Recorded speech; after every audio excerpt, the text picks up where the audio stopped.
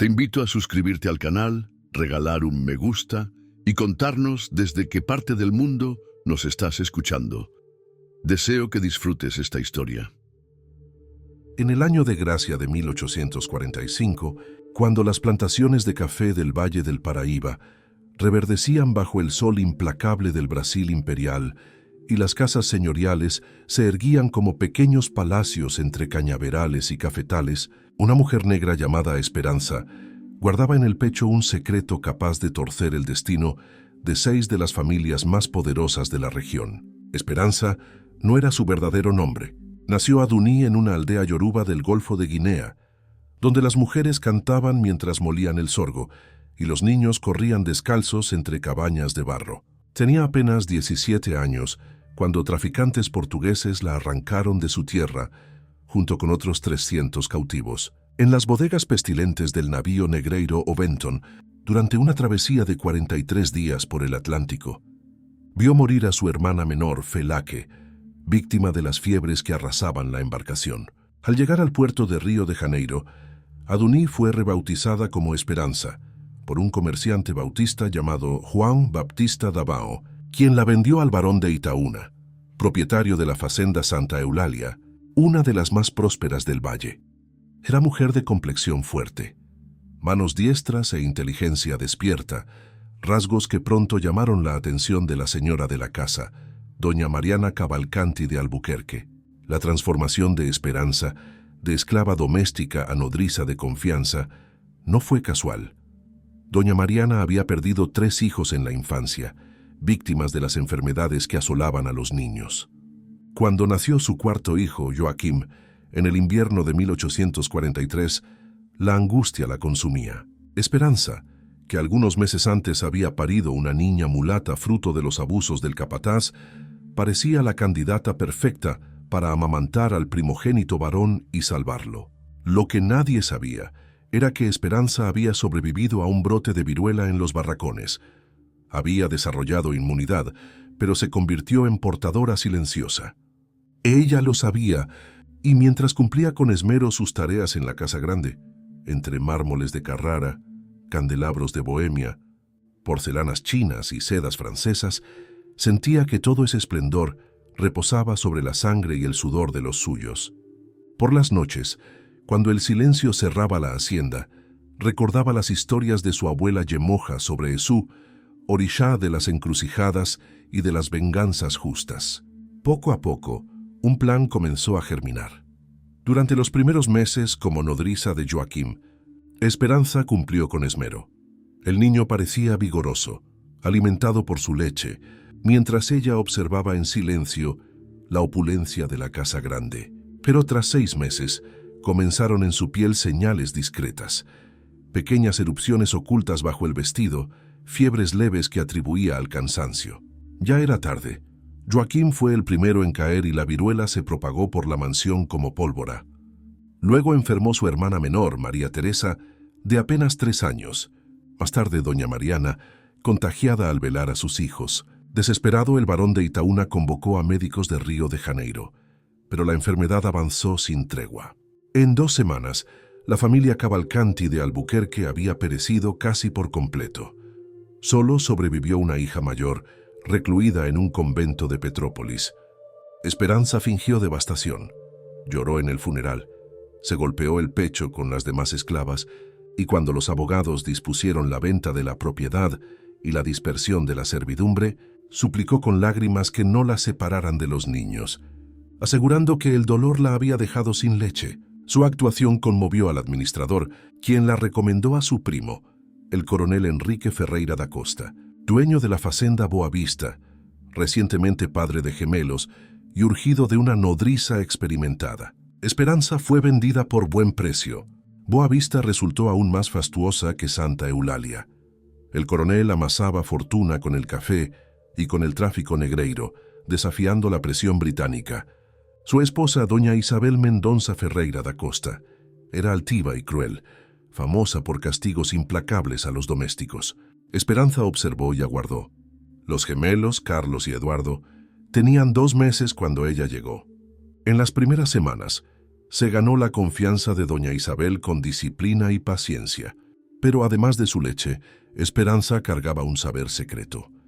En una bolsa de cuero escondía costras secas de antiguas pústulas, aprendiendo de una curandera africana que pulverizarlas y mezclarlas con agua podía transmitir la enfermedad de forma controlada. Cuando juzgó el momento oportuno, comenzó a limpiar discretamente sus pezones con esa agua antes de amamantar a los niños. La tragedia volvió a golpear sin piedad la Casa Grande. Al poco tiempo de su llegada, una nueva epidemia de viruela azotó la fazenda Boa Vista, alcanzando a los hijos del coronel y a toda su familia. Las fiebres, los dolores y las pústulas se propagaron como un fuego invisible, arrasando con la vida de los más vulnerables y dejando tras de sí un rastro de llanto y desesperación. Las autoridades médicas atribuyeron aquel brote a las condiciones insalubres y al tránsito constante de esclavos provenientes de distintas regiones, algo común en la época. Nadie sospechó de Esperanza, quien, como en el pasado, sobrevivió a la enfermedad y fue considerada una mujer bendecida con inmunidad. Su fortaleza despertó admiración y pronto fue recomendada a otra familia aristocrática, la de doña Francisca Rodríguez Machado, joven viuda y propietaria de la Fazenda San José. A diferencia de las anteriores señoras, doña Francisca mostraba un trato más humano hacia los esclavos. Les hablaba con respeto y hasta obsequió a Esperanza un vestido para las festividades. Durante un tiempo, Esperanza sintió que quizá podía dejar atrás su propósito de venganza. Sin embargo, los recuerdos del horror vivido, su hermana muerta en el barco, su hija perdida en la esclavitud, los abusos y los castigos injustos, volvieron a encender en su interior una llama de justicia. Comprendió que su historia no era solo personal, representaba el dolor de miles de hermanos que sufrían en silencio. Así, aunque su corazón se debatía entre el perdón y la resistencia, decidió continuar con su propósito: dar voz a los que no la tenían, recordar a los que ya no podían hacerlo, y hacer que el dolor de su pueblo no fuera ignorado por siempre. En la Fazenda San José, el ambiente era distinto. A pesar de ser una mujer de su tiempo, doña Francisca Rodríguez Machado mostraba cierta compasión hacia los esclavos. Hablaba con tono suave, escuchaba sus necesidades y procuraba que no les faltara alimento ni abrigo. Por primera vez en años, Esperanza sintió una pequeña grieta en el muro de su dolor. Tal vez, pensó, aún existían corazones capaces de reconocer la humanidad de los suyos. Durante meses, cuidó con ternura al pequeño Antonio, hijo de doña Francisca, observando cómo crecía fuerte bajo su amparo. Pero las heridas del pasado seguían abiertas. El recuerdo de su hermana Felaque, arrebatada por la enfermedad en la bodega del barco, la imagen de su hija perdida en manos de los capataces, los gritos y los azotes que resonaban en las noches. Todos esos ecos la atormentaban. Cada día que pasaba en aquella casa elegante, rodeada de lujos construidos sobre el sufrimiento de los suyos, Esperanza sentía que la aparente bondad no borraba la injusticia del sistema. Aunque doña Francisca mostrara piedad, seguía siendo dueña de vidas humanas. Y Esperanza comprendió que su misión no era contra una persona, sino contra una estructura de opresión que convertía a hombres y mujeres en propiedad. En silencio, comenzó a meditar en sus noches de vigilia. Oraba a los orishás, pidiendo guía a Esú y fortaleza a Yemoja. Su lucha, entendía ahora, era más grande que su propio dolor. Era una batalla por el alma de un pueblo esclavizado. En su mente, la justicia ya no era solo castigo, sino memoria y reivindicación. Cada paso debía tener un propósito. Cada decisión debía honrar a sus ancestros. Así, con el corazón dividido entre la ternura por el niño que cuidaba y la indignación por siglos de injusticia, Esperanza siguió adelante, sabiendo que su destino aún no estaba cumplido. Con el paso de los meses, la vida en la Fazenda San José parecía desarrollarse en armonía. Los campos de caña se mecían al viento. Los obreros trabajaban sin descanso y el pequeño Antonio crecía bajo los cuidados amorosos de Esperanza, quien lo amamantaba y lo acunaba en sus brazos como si fuera propio. Sin embargo, en lo más profundo de su ser, ella sabía que esa paz era solo una apariencia.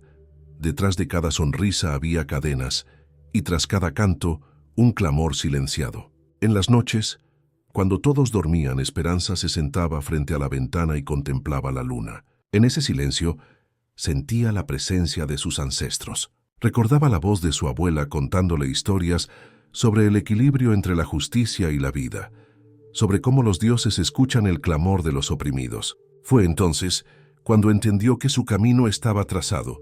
No buscaba destrucción por odio, sino justicia por memoria. Su corazón no albergaba placer en el sufrimiento ajeno, sino el anhelo de que el mundo comprendiera que cada vida arrebatada merecía ser recordada. Mientras acunaba al niño en sus brazos, sus pensamientos se elevaban en una oración silenciosa. Pedía fuerza para cumplir el propósito que creía divino, sabiduría para actuar con equilibrio y compasión por las almas que, sin saberlo, sostenían el peso de un sistema injusto.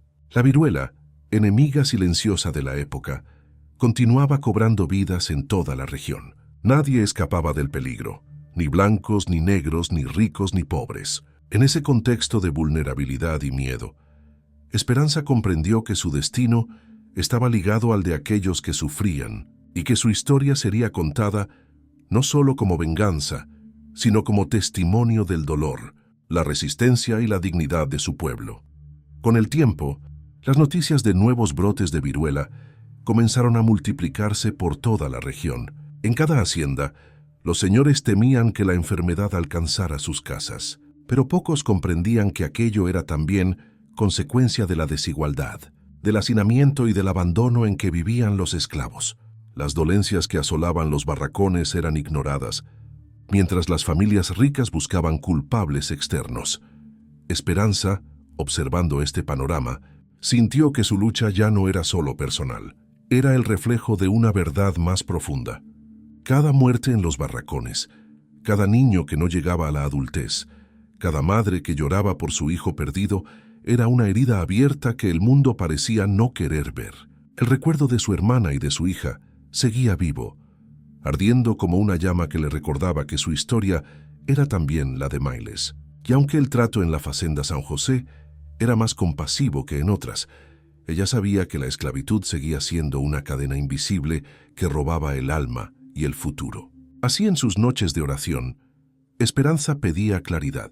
No deseaba el dolor por sí mismo, sino un cambio que rompiera el silencio. Comprendió que la verdadera justicia debía ir acompañada de conciencia, y que su papel, más allá de cualquier acto, era revelar la fragilidad de un sistema injusto. Mientras el pequeño Antonio dormía entre sus brazos, Esperanza murmuraba palabras en su lengua ancestral, invocando la memoria de sus antepasados. Sabía que su destino la llevaría a nuevos caminos, y que aún quedaban capítulos por escribir en su historia, marcada por la pérdida, pero también por el deseo de redención. Poco después, el destino volvió a mover sus hilos. Con la llegada de comerciantes y viajeros, las enfermedades se propagaban de un lugar a otro, y la Fazenda San José no fue la excepción. Los rumores de nuevos contagios encendieron el temor entre las familias ricas, que comenzaron a buscar culpables entre los esclavos. Las miradas de sospecha y las órdenes de aislamiento eran frecuentes, aunque nadie se atrevía a cuestionar el origen real de los males. La precariedad, la falta de higiene y el abandono en los que sobrevivían los cautivos. En medio de aquel clima de miedo, Esperanza comprendió que no había seguridad ni compasión verdadera bajo el yugo de la esclavitud. Aunque doña Francisca mostraba bondad, el sistema seguía intacto. Los esclavos seguían siendo propiedad sin voz, sin derecho a decidir su destino. Consciente de ello, Esperanza decidió que su paso por aquella hacienda debía llegar a su fin. Cuando la familia, temerosa de los brotes, comenzó a vender parte de sus trabajadores para reducir riesgos, ella fue incluida entre los esclavos transferidos. Pronto, su nombre apareció en los registros de venta y fue comprada por un comerciante que la trasladó hacia São Paulo, donde sería ofrecida en el mercado de la capital. Durante el viaje, compartió el camino con otros cautivos que, como ella, habían perdido todo: familias, hogares y libertad. Escuchó sus historias y comprendió que su dolor no era único. Cada uno de ellos representaba un grito silenciado, una vida rota por el comercio humano. Aquellas voces reforzaron en Esperanza una certeza: Debía seguir adelante no por venganza, sino por memoria y justicia. Sabía que su travesía no había terminado y que nuevas pruebas la esperaban en la gran ciudad. El viaje hacia São Paulo fue largo y penoso.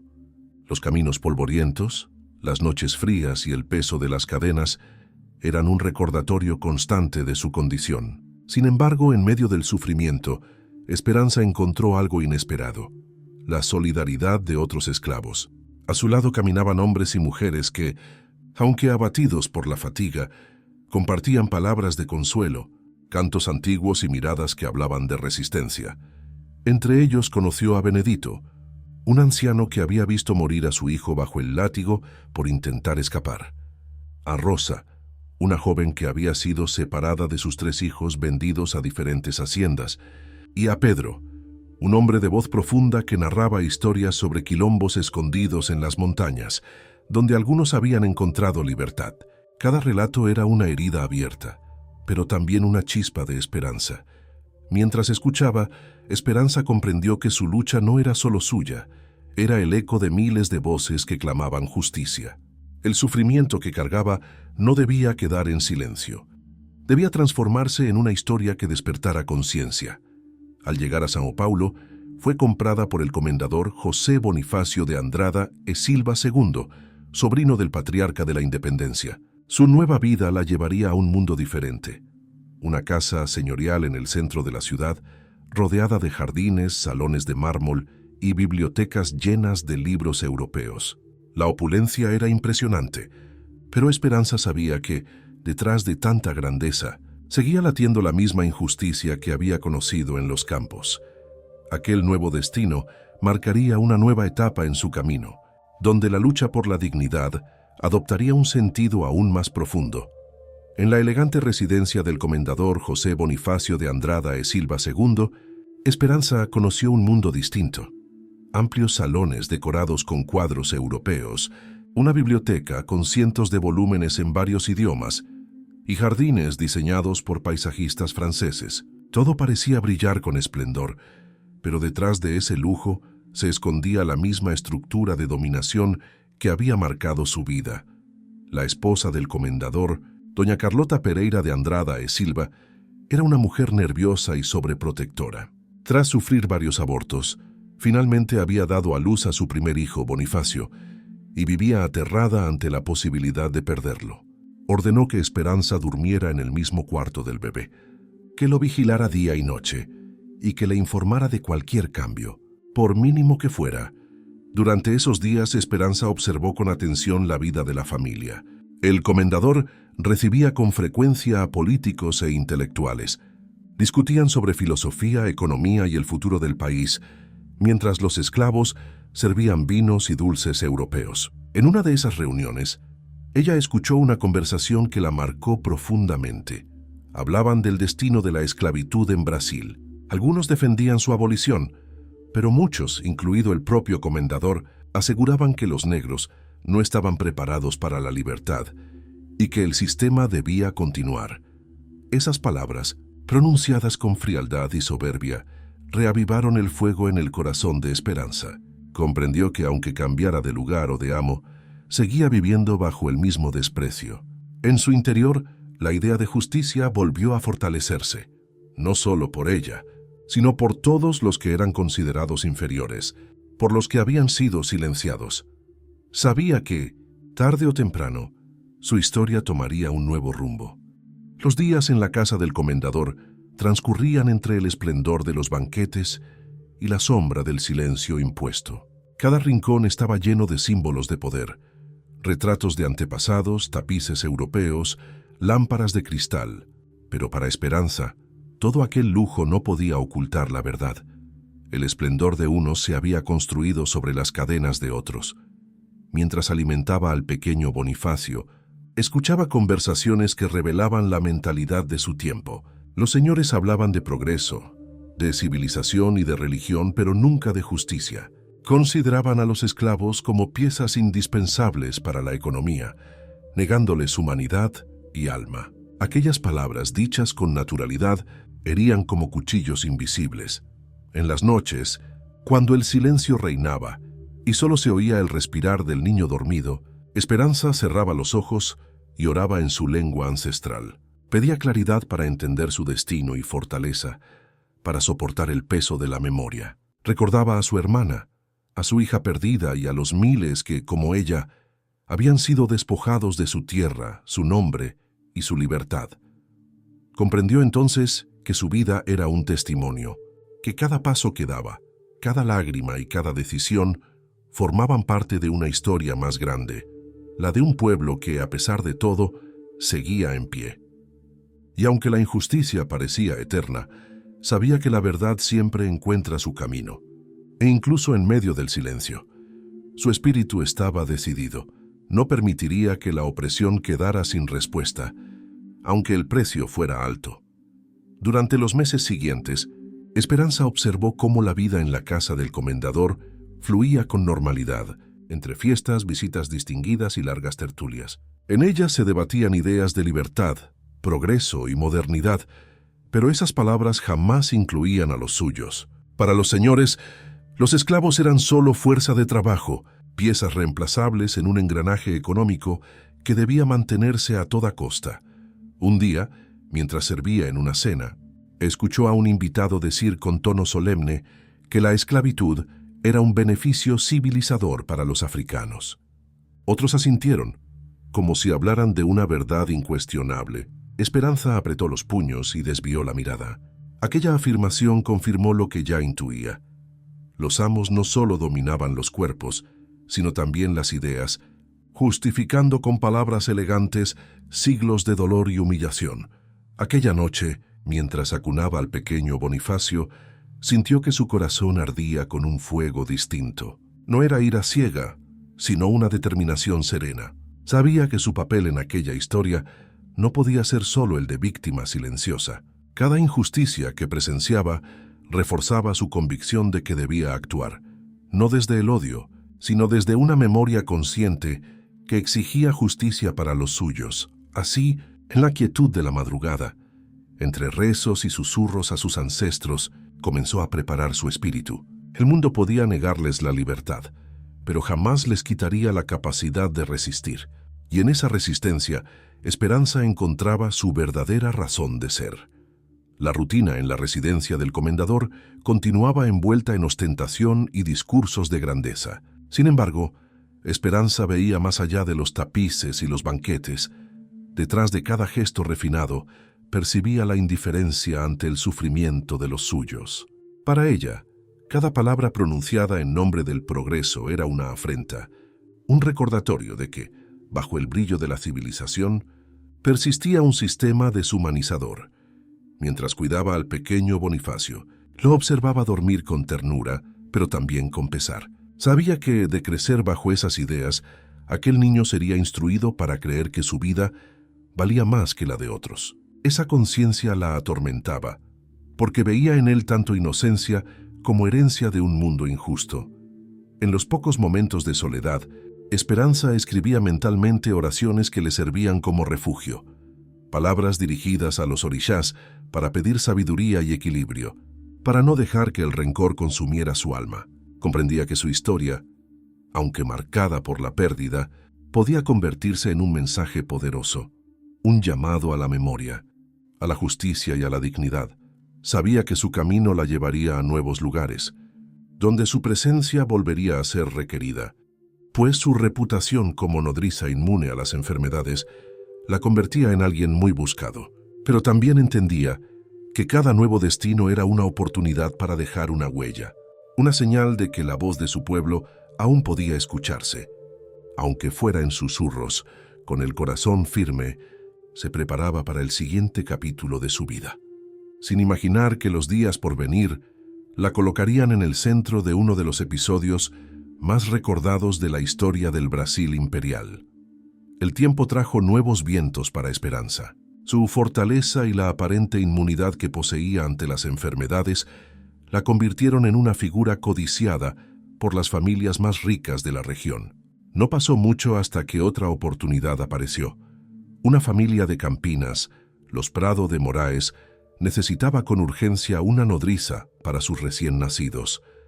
Así fue como el destino volvió a mover sus hilos, llevándola hacia una de las casas más influyentes del provincial São Paulo. El coronel Francisco Prado de Moraes, patriarca de la familia, era un hombre poderoso, dueño de extensas plantaciones de café y negocios en banca y comercio. Su esposa, doña Ana Joaquina, era conocida por su devoción religiosa y por sus obras de caridad, aunque bajo su aparente piedad se escondía la misma distancia que todos los señores mantenían frente a quienes consideraban inferiores. La mansión de los Prado de Moraes era imponente, más de 30 habitaciones, jardines inmensos y una capilla privada donde se rezaban misas semanales. Pero al igual que en todas las demás haciendas, la verdadera base de aquella riqueza se hallaba en los más de 200 esclavos que trabajaban día y noche en los campos y en los talleres. A su llegada, Esperanza fue recibida con cortesía, asignada como cuidadora principal de los gemelos recién nacidos y alojada en una pequeña habitación cercana a la de los señores. Sabía que debía moverse con cautela. Su nombre ya había pasado por distintas casas, y los rumores sobre las tragedias anteriores empezaban a circular entre los esclavos. Algunos la miraban con respeto, otros con temor. Ella en silencio observaba. Cada nuevo hogar le revelaba la misma verdad. Los rostros cambiaban, los muros eran distintos, pero la injusticia seguía siendo la misma. Durante las primeras semanas en la casa de los Prado de Moraes, Esperanza cumplió con disciplina cada una de sus tareas. Los gemelos crecían fuertes, y doña Ana Joaquina elogiaba su dedicación, creyendo ver en ella un ejemplo de servidumbre fiel. Sin embargo, Esperanza observaba en silencio la estructura de poder que regía aquel lugar. El lujo de los salones contrastaba con la miseria de los barracones, donde hombres y mujeres exhaustos apenas tenían fuerzas para soñar. En esa casa, el mayordomo, un mulato libre llamado Joaquim Santos, era un hombre perspicaz y desconfiado. Había oído rumores sobre misteriosos brotes de enfermedades en las casas donde Esperanza había trabajado antes. Aunque carecía de pruebas, decidió mantenerla bajo vigilancia, atento a cada gesto, cada mirada, cada paso. Esperanza notó aquella observación constante y comprendió que debía actuar con prudencia. Ya no era tiempo de repetir lo ocurrido en otras haciendas. Sabía que la sospecha estaba sembrada y que un solo error podría significar su fin. Por ello, eligió la paciencia como aliada y dedicó su tiempo a estudiar la vida en la mansión, las costumbres de los amos, los horarios, las rutinas y los pequeños detalles que revelaban la fragilidad del poder que creían eterno. A medida que pasaban los días, Esperanza sentía con más claridad que su lucha no era solo contra individuos, sino contra un sistema entero. Su presencia en aquellas casas, su fuerza y su historia se estaban convirtiendo en símbolo de resistencia, aun sin que ella lo buscara. Y aunque los muros parecían inquebrantables, sabía que ninguna estructura injusta perdura para siempre. La vida en la facenda de los Prado de Moraes estaba marcada por el orden y la vigilancia. Cada jornada seguía un ritmo exacto, y cualquier desvío era castigado con dureza. Esperanza, consciente de las miradas que la seguían, decidió mantenerse discreta, cumpliendo sus deberes sin levantar sospechas. En apariencia era una nodriza ejemplar, cuidadosa, silenciosa, obediente. Pero en su interior continuaba el diálogo con sus ancestros, buscando señales sobre el rumbo que debía tomar. Mientras observaba las rutinas de la familia, comprendía que la riqueza y la fe que proclamaban los señores no alcanzaban para borrar las injusticias que sostenían su poder. Rezaban en la capilla, pero ignoraban los lamentos que se oían desde los barracones. Hablaban de caridad, pero no veían el dolor de aquellos que trabajaban hasta el agotamiento. Una tarde, mientras contemplaba el atardecer sobre los cafetales, Esperanza sintió que su camino se acercaba a un punto decisivo. Sabía que el cambio estaba en marcha. Las conversaciones sobre posibles reformas, las noticias de rebeliones en otras regiones y las crecientes presiones extranjeras para poner fin al tráfico negreiro anunciaban que el sistema esclavista comenzaba a resquebrajarse. Aunque la libertad aún parecía lejana, Esperanza comprendía que su historia, sus pérdidas, su coraje, su resistencia, formaban parte de un movimiento más grande, una corriente que tarde o temprano transformaría el destino de su pueblo. Ella misma se había convertido en símbolo de una lucha silenciosa, pero imparable. Su paso por aquella casa sería recordado no por el miedo, sino por el eco de una verdad que empezaba a revelarse. Ningún poder es eterno cuando está edificado sobre la injusticia. Con el paso de los meses, la fazenda de los Prado de Moraes comenzó a sentir la presión de los tiempos. Las noticias llegaban desde distintas regiones: rebeliones de esclavos, movimientos abolicionistas y discusiones en las cámaras políticas sobre el futuro del trabajo forzado. Aunque los señores intentaban mostrarse tranquilos, la inquietud se reflejaba en sus rostros. Sabían que el mundo estaba cambiando. En medio de esa tensión, Esperanza continuaba cumpliendo sus tareas con serenidad, observando cómo el miedo se infiltraba entre los muros de mármol y las oraciones de los amos. En los barracones, en cambio, empezaba a germinar una nueva esperanza. Rumores sobre quilombos escondidos en las montañas, donde los fugitivos vivían libres, llegaban a sus oídos como promesas de un futuro posible. Una noche, mientras descansaba después de amamantar a los gemelos, Esperanza escuchó en secreto a un grupo de esclavos hablar de escapar. Sus corazones estaban cansados del yugo y buscaban una oportunidad para huir. Ella los miró con respeto. Veía en sus ojos el mismo fuego que ardía en el suyo, una mezcla de temor y valentía que solo la búsqueda de libertad puede encender. Comprendió que su destino tal vez no estaba en permanecer bajo los techos de los poderosos, sino en caminar junto a los suyos, lejos de las cadenas. No sabía cuándo ni cómo ocurriría, pero en su interior algo le decía que su camino pronto la llevaría fuera de aquellas paredes. Así, Esperanza comenzó a prepararse en silencio, fortaleciendo su espíritu, sabiendo que los días de servidumbre no serían eternos. El momento decisivo no tardó en llegar. Una epidemia de cólera azotó la región de Campinas, sembrando miedo tanto en las casas grandes como en los barracones. Las familias ricas tomaban medidas desesperadas para protegerse, mientras los esclavos, más expuestos, sufrían los estragos de la enfermedad sin atención ni consuelo. En medio de esa confusión, Esperanza percibió que el control sobre la hacienda comenzaba a debilitarse. Los amos estaban más preocupados por su propia seguridad que por la vigilancia de los suyos.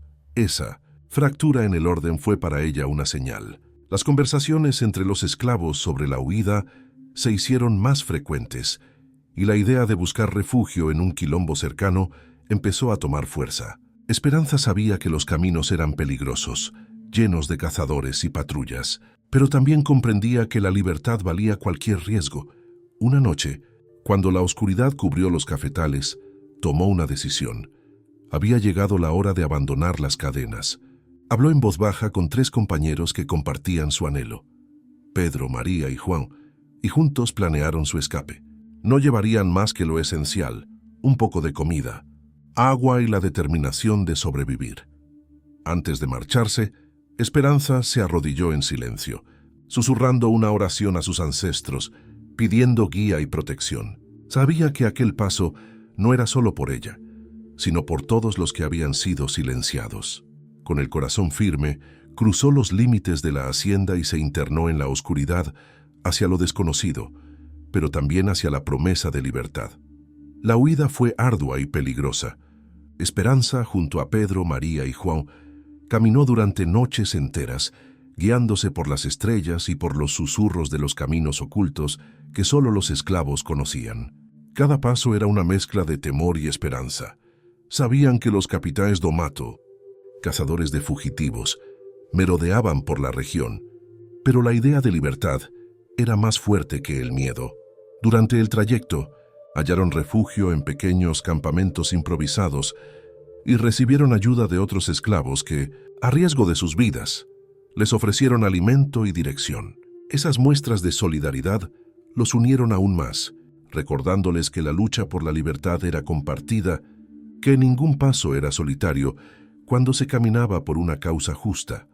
Tras varios días de travesía, alcanzaron un quilombo oculto en las montañas, una comunidad formada por fugitivos que habían levantado sus propias casas, cultivaban la tierra y vivían bajo sus propias leyes. Allí fueron recibidos con cantos y abrazos. Por primera vez en muchos años, Esperanza durmió sin cadenas, respirando el aire puro de la libertad. En aquel lugar conoció a un anciano llamado Zumbi, descendiente del legendario líder quilombola. Él le habló de la larga historia de resistencia de su pueblo, de las rebeliones que habían sido sofocadas, pero también de las victorias silenciosas que mantenían viva la esperanza. Escuchar esas historias fue para Esperanza una revelación. Comprendió que su lucha era parte de una batalla ancestral que no había comenzado con ella, ni terminaría con su vida. Allí, entre hermanos libres, decidió que aún tenía una misión que cumplir. En el Quilombo, los días transcurrían entre el trabajo comunitario y las historias compartidas alrededor del fuego. Esperanza sentía que su alma se fortalecía al reencontrarse con las raíces de su pueblo. Los cantos yoruba, los rituales a los orishás y la vida en comunidad devolvían sentido a su existencia.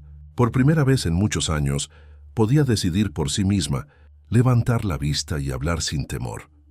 El anciano Zumbi le enseñó que la libertad no era solo la ausencia de cadenas, sino también la conciencia de quién se es y de dónde se viene.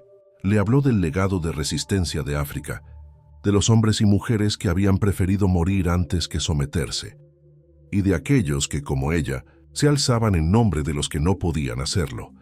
Pero Esperanza sabía que su misión aún no había concluido. En su corazón sentía que debía regresar, no como esclava, sino como mensajera de justicia. Recordaba los rostros de los poderosos que habían despreciado a los suyos, las palabras de soberbia y las risas indiferentes ante el dolor ajeno. Su historia debía dejar una huella. Debía ser contada para que el mundo comprendiera que incluso los oprimidos podían levantarse. Con el apoyo de los líderes del Quilombo, preparó su partida. Llevaba consigo no solo su determinación, sino también las bendiciones de la comunidad, que la veía como una mujer marcada por el destino. Antes de partir, ofreció un sacrificio simbólico a los orishás, pidiendo protección para el camino que tenía por delante. Con paso firme, dejó atrás el refugio en las montañas y se encaminó hacia Río de Janeiro, donde el bullicio de la ciudad imperial le permitiría pasar inadvertida y cumplir la última parte de su propósito. El viaje hasta Río de Janeiro fue largo y agotador, pero Esperanza avanzó con determinación. Al llegar quedó impresionada por la magnitud de la ciudad, calles llenas de carruajes, mercados bulliciosos, barcos en el puerto y una mezcla constante de lenguas y rostros. Era un mundo muy distinto al de las haciendas, pero bajo el brillo de la capital imperial también se ocultaban los mismos contrastes. Lujo para unos pocos, miseria para muchos. Para sobrevivir adoptó una nueva identidad.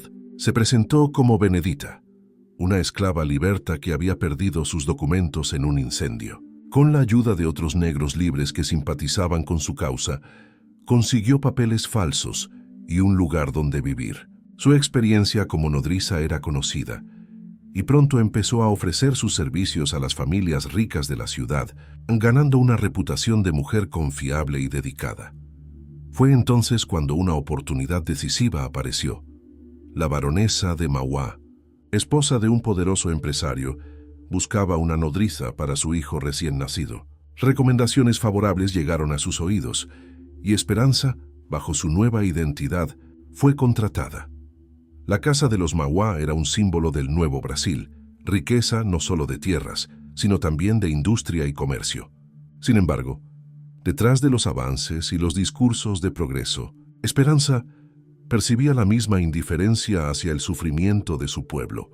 Mientras cuidaba al pequeño Raimundo, comenzó a comprender que su lucha no era únicamente contra los viejos señores de las plantaciones, sino también contra una nueva clase que, bajo apariencias modernas, seguía construyendo su fortuna sobre la injusticia.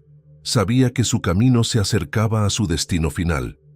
Durante las semanas que pasó en la casa de los Mauá, Esperanza observó atentamente cada detalle: las rutinas, las conversaciones, los gestos de los amos y sus invitados. Aunque hablaban de progreso, de ferrocarriles, de industria y de civilización, jamás mencionaban la libertad de los esclavos que sostenían su riqueza.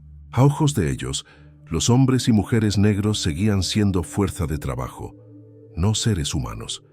Aún así, Esperanza comprendió que los tiempos estaban cambiando. La esclavitud comenzaba a ser cuestionada por algunos intelectuales y los rumores de reforma se extendían. Pero sabía que los discursos no bastaban.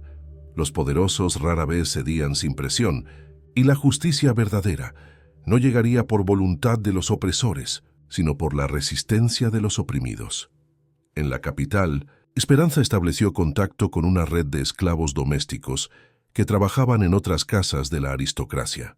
En los rincones oscuros de las cocinas y en los patios de servicio se compartían historias, se tejían alianzas y se intercambiaban noticias sobre movimientos abolicionistas, fugas y refugios. Fue a través de esta red que escuchó hablar de la familia regente, parientes cercanos del emperador don Pedro II, símbolo máximo del poder imperial. Supo que en esa casa nacería un niño destinado a ocupar un lugar importante en la corte y comprendió que el mensaje de su vida, el reclamo de justicia, alcanzaría su punto más alto si llegaba hasta ellos. Con cautela y paciencia, Esperanza comenzó a planear su ingreso a aquella casa, sabiendo que ese paso marcaría el desenlace de su historia. Con la ayuda de sus contactos, Esperanza descubrió que la condesa italiana, esposa de un noble aliado de la familia imperial, buscaba una nodriza con experiencia en casas aristocráticas.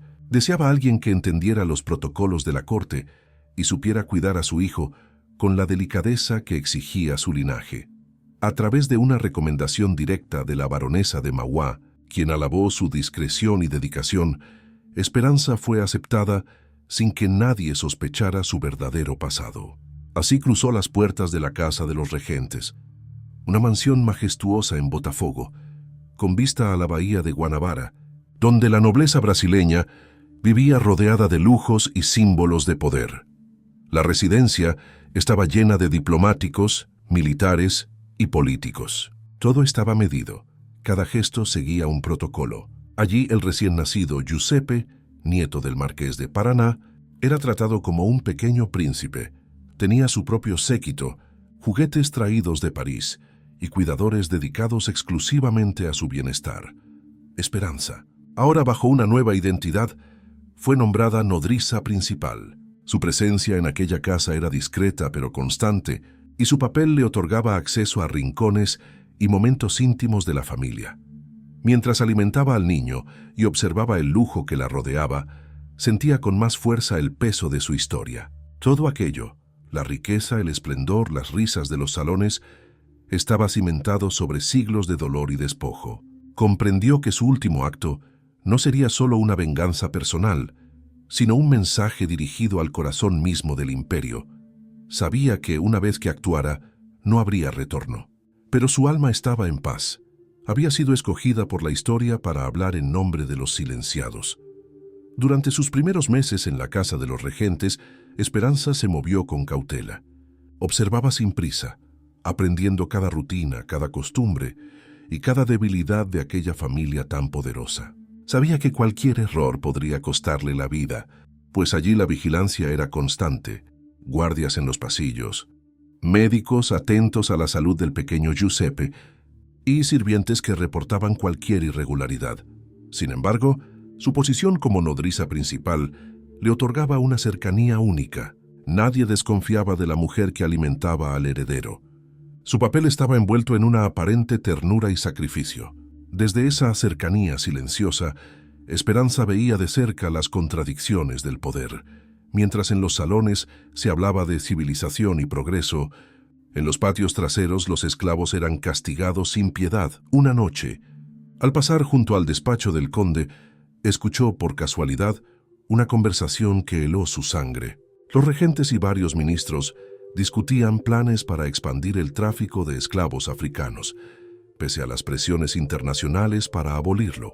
Hablaban de cifras como si se tratara de mercancía: 500.000 muertos al año, 700.000 nuevos cautivos necesarios para mantener la economía. Ninguno mostraba remordimiento. Aquellas palabras fueron una revelación. Esperanza comprendió que su historia individual se entrelazaba con la lucha colectiva de su pueblo.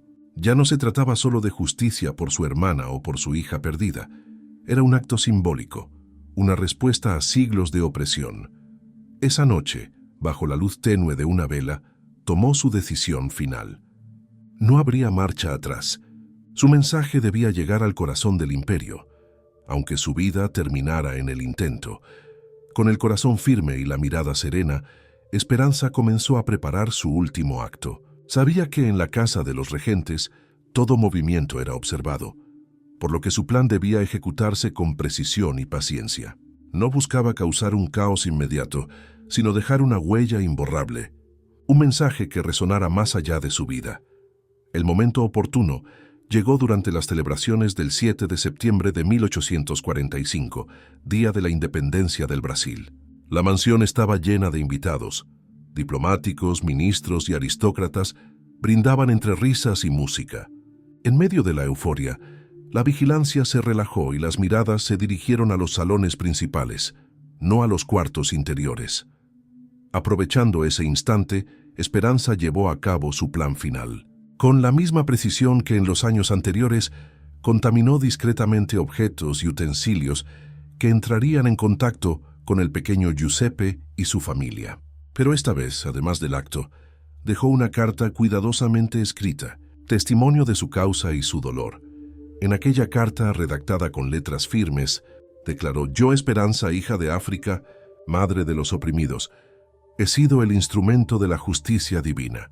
Cada muerte que he provocado es un grito por los millones que han perecido bajo vuestras cadenas. Que mi ejemplo despierte a los que aún callan. La libertad no se mendiga, se conquista». Sabía que esa carta sería su voz cuando ella ya no pudiera hablar. Mientras los fuegos artificiales iluminaban el cielo de Botafogo, Esperanza miró por última vez las aguas de Guanabara y susurró una oración a sus ancestros. El destino estaba sellado. 3 días después de las celebraciones, los primeros síntomas aparecieron. El pequeño Giuseppe comenzó con fiebre intensa y un llanto inconsolable. Los médicos fueron llamados de inmediato, pero en cuestión de horas, la enfermedad se propagó a su madre, la condesa, y luego al marqués de Paraná y al conde italiano. El mal avanzó con rapidez, implacable, como si una fuerza ancestral hubiera decidido ajustar cuentas. La noticia del brote se extendió como un incendio por todo Río de Janeiro. Los periódicos informaban con alarma sobre la misteriosa tragedia en la casa de una de las familias más influyentes del imperio. El propio emperador don Pedro II, consternado, ordenó una investigación exhaustiva y ofreció una recompensa a quien aportara información sobre el origen de la enfermedad. Fue entonces cuando hallaron la carta de Esperanza. Sus palabras resonaron como un eco profundo en una sociedad acostumbrada al silencio de los oprimidos. Algunos la llamaron asesina, otros la nombraron instrumento de justicia. Por primera vez, una esclava había dejado constancia escrita de su rebelión y de las razones que la impulsaban. Las autoridades emprendieron una búsqueda sin precedentes. Patrullas recorrieron caminos, puertos y aldeas, mientras se publicaban carteles con su descripción. Pero Esperanza ya había desaparecido entre las sombras, sabiendo que su misión estaba cumplida. Su historia se convirtió en leyenda viva. En los barracones y quilombos, su nombre era pronunciado con respeto y temor, como símbolo de que incluso los más humildes podían desafiar al poder. Sabía que el final se acercaba, pero también que su mensaje ya no podía ser silenciado. La persecución fue implacable. Soldados, patrullas y capitanes do mato rastrearon cada sendero, revisaron aldeas y buscaron en los puertos. Las autoridades imperiales no podían permitir que una esclava se convirtiera en símbolo de resistencia. Sin embargo, Esperanza no huía por miedo, sino por propósito. Quería que su historia se extendiera antes de ser capturada. Durante semanas, recorrió caminos ocultos y visitó quilombos y comunidades de negros libertos, compartiendo su testimonio. En cada lugar su voz encendía una chispa. Contaba su vida, sus pérdidas y la razón de sus actos. Demostrar que el sufrimiento no debía aceptarse como destino y que incluso los oprimidos podían escribir su propia historia. En los ojos de quienes la escuchaban, veía reflejado su mensaje, el despertar de una conciencia colectiva, la certeza de que el poder de los amos no era invulnerable. Las canciones que se entonaban en los campos comenzaron a incluir versos que hablaban de una mujer que había desafiado al imperio y pagado el precio por la justicia. Finalmente, su camino la llevó a un quilombo escondido en las montañas de Minas Gerais, conocido como Liberdade, hogar de más de 300 fugitivos. Allí encontró refugio y paz por última vez. Sabía que el fin estaba cerca, pero su espíritu ya no temía. Había cumplido su destino. Su nombre y su causa ya vivían en la memoria de su pueblo. El amanecer de su captura se acercaba, pero Esperanza lo enfrentaría con dignidad, sabiendo que su voz jamás sería silenciada. El amanecer en el quilombo Liberdade trajo consigo el sonido de los cascos y los gritos de los soldados. Las tropas imperiales habían localizado el refugio gracias a delatores y rodearon el lugar con violencia. Los fugitivos se prepararon para resistir, pero Esperanza sabía que su lucha ya no era con armas, sino con la verdad que había dejado escrita y enraizada en los corazones de los suyos. Sentada bajo un viejo árbol de Jatobá, sostenía en sus brazos a un bebé huérfano cuya madre había muerto días antes. Cuando los soldados irrumpieron en el campamento, la encontraron serena, mirando el horizonte. No corrió, no suplicó. Levantó la vista y dijo con voz firme: «He terminado mi trabajo. Ahora pueden llevarme». Fue arrestada y trasladada a Río de Janeiro, donde su juicio se convirtió en un espectáculo público. La prensa local e internacional cubría cada detalle del caso de la nodriza del destino. En el tribunal, Esperanza se defendió a sí misma con una elocuencia que sorprendió incluso a sus enemigos. «No soy una asesina», declaró. «Soy un instrumento de justicia. Durante siglos ustedes han torturado, violado y esclavizado a mi pueblo. Yo devolví una pequeña parte del dolor que sembraron». Sus palabras quedaron registradas por los escribanos y se difundieron en periódicos de Europa y América. Por primera vez, la voz de una esclava resonaba con fuerza en los salones del poder, cuestionando la moral de un sistema que se creía incuestionable. La sentencia era inevitable: condena a muerte. Pero Esperanza sabía que su cuerpo podía morir, no así su legado. El día de la ejecución llegó con un cielo gris sobre Río de Janeiro. Desde temprano, una multitud se reunió en la Plaza da Constituição. Algunos acudían por morbo, otros por admiración y muchos más en silencio, con lágrimas contenidas, sabiendo que presenciarían el sacrificio de una mujer que había osado desafiar al imperio. Esperanza apareció vestida con un sencillo traje blanco que había cosido en prisión. Caminaba erguida sin cadenas en el alma. Sus ojos no mostraban miedo, sino paz. Cada paso era una afirmación de su libertad interior, esa que ningún verdugo podía arrebatar. Antes de subir al cadalso, alzó la voz para que todos pudieran oírla. «Muero por mis hermanos que murieron antes que yo. Vivo en mis hermanos que vendrán después de mí. La libertad no se mendiga, se conquista». Sus palabras se propagaron entre la multitud como un fuego sagrado. Algunos esclavos se arrodillaron, otros lloraron en silencio. Los soldados, acostumbrados a ejecutar órdenes sin dudar, evitaron mirarla a los ojos. Cuando el acto final concluyó, su cuerpo fue negado a la sepultura cristiana y enterrado en un terreno sin consagrar. Pero su tumba no tardó en convertirse en lugar de peregrinación secreta. Los esclavos acudían de noche, dejaban flores, encendían velas y pronunciaban oraciones por la libertad. El nombre de Esperanza se transformó en símbolo. En los barracones y quilombos comenzaron a cantarse versos en su honor, recordando a la mujer que desafió a 6 familias poderosas y dejó en el aire un mensaje eterno: ningún imperio puede silenciar para siempre el clamor de un pueblo oprimido. Tras su muerte, la figura de Esperanza trascendió el tiempo y las fronteras. En los barracones, las madres contaban su historia a sus hijos como una leyenda de valor y resistencia. En los quilombos, su nombre se pronunciaba en las oraciones y los cantos nocturnos, como un espíritu guardián que inspiraba a no rendirse. Muchos la veían como una enviada de los orixás, una mujer elegida por los ancestros para devolver equilibrio al mundo. Los años pasaron, pero su ejemplo siguió vivo. Los abolicionistas empezaron a citar su historia como una muestra de que la esclavitud era un sistema condenado a caer. Aunque algunos discutían la moralidad de sus actos, para los oprimidos no había duda. Esperanza había demostrado que el miedo podía romperse. Su legado influyó incluso en las medidas del imperio. Temerosos de nuevas rebeliones, los gobernantes impusieron controles más severos, pero también comenzaron a comprender que la violencia solo engendraba más resistencia. Los ecos de su nombre resonaban en las plantaciones, en las cocinas de las casas señoriales y en las calles de las ciudades. Un recordatorio de que la injusticia siempre tiene un límite. Décadas después, cuando finalmente se proclamó la abolición de la esclavitud, en 1888, muchos ancianos contaban que fue el espíritu de Esperanza el que había abierto el camino. Ella, la nodriza que se negó a aceptar su destino, se convirtió en símbolo de dignidad, justicia y libertad.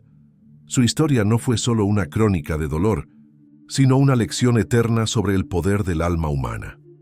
Hoy, más de un siglo después, el nombre de Esperanza sigue vivo en la memoria del pueblo afrobrasileño, en los cantos del candomblé, en los rezos de la umbanda y en las historias que se transmiten de generación en generación. Su espíritu es invocado como símbolo de coraje, justicia y redención. Algunos la veneran como una mensajera de los orishás, otros como una mártir de la libertad. Pero todos coinciden en que fue más que una mujer. Fue una voz que rompió el silencio de siglos.